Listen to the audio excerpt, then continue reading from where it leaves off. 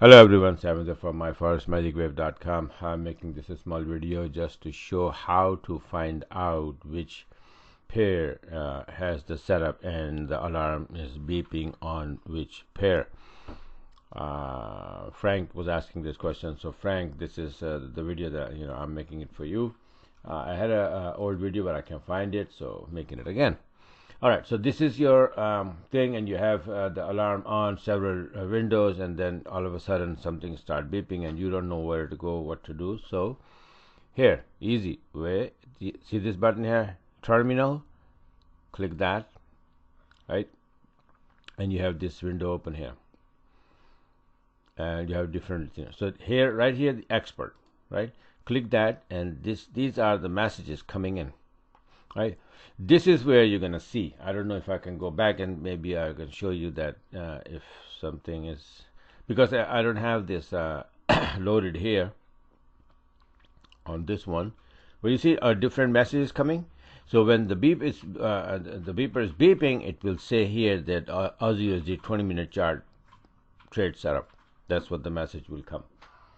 Okay, for example, let me see if I can let's see. No, I don't have it on this broker. I don't have it. I have on the other one, other computer. Those alarms on the other computer. Okay, so that's why I don't have any message here. But all the messages comes here. Okay, so you will always see. Just click there, and then you will see the messages will every beep, you will have a new message. Boom.